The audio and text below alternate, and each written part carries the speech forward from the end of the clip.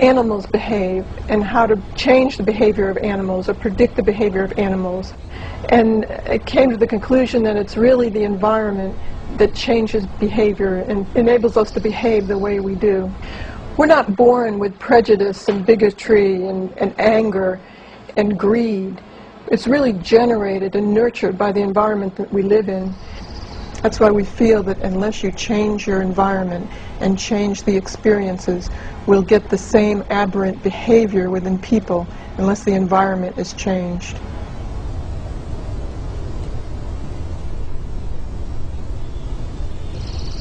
Any culture in the world today tries to educate people so they'll serve a function in that particular culture. In other words, if you're brought up in a Nazi culture, the flag waving and the swastika are the kind of things they put forth.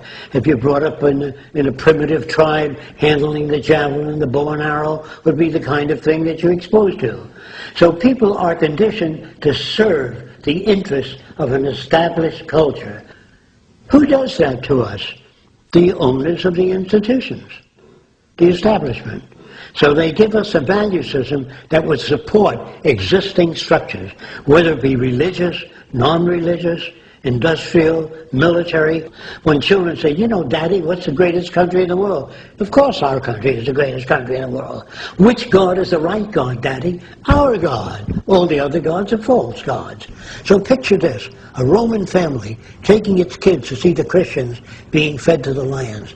And the kids are watching. Dad, can we come next week to see Christians being fed the lions? Are these kids sick? No. Their value system is distorted.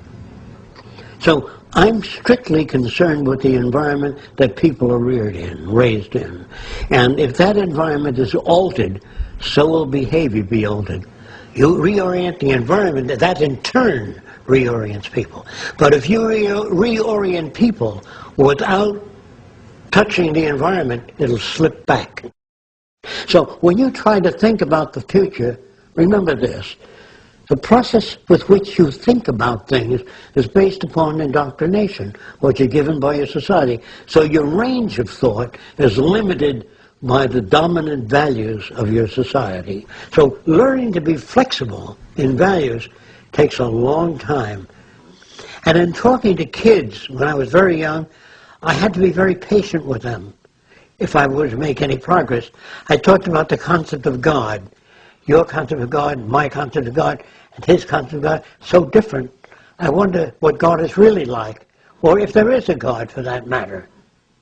And why would God permit war and disease if he's all-loving? It didn't make sense to me. Too many clashes. So I questioned that.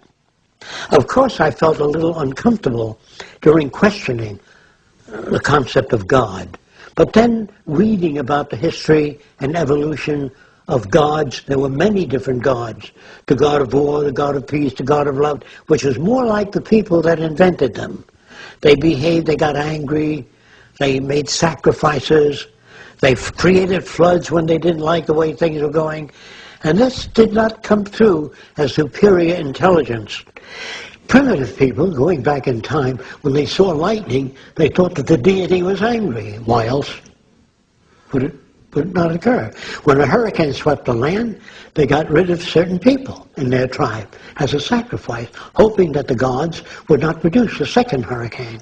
However, if it did occur again, then they sacrificed some of the younger people.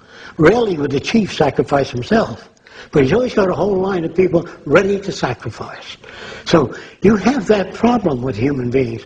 Anything that occurs beyond their comprehension, they have to invent an excuse for. They have to create gods and demons to account for things, because people come to the leadership of that community. No matter how primitive the tribe, they say, how come bad wind blow people off island? I said, you not behave good.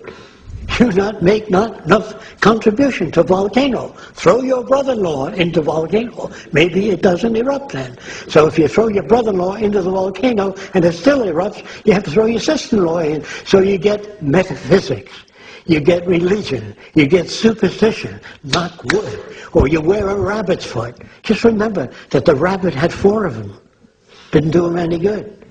So on down the line, superstition prevails wherever ignorance prevails. Myth is a way of saying to the little guy working out there in the field, when he says, what does all this amount to? I never seem to be getting anywhere. When you kick the bucket, everything is there for you. If you don't get it in this life, you'll get it in the next. If you remain good. The amount of superstition that a culture can absorb would be directly proportionate to the amount of information people have. So in the future, with adequate supply of information, more than that which is given today, considerably more, you don't have, knock wood. Today's my lucky day. When your number is up, it's up. All that will disappear in the future. I look at this as everything he's doing is to be as being the utmost in spirituality. Instead of looking for a better world later, after you die, it's really building the type of things that all religious teachings talk about here on earth. We don't have to wait till we die for that.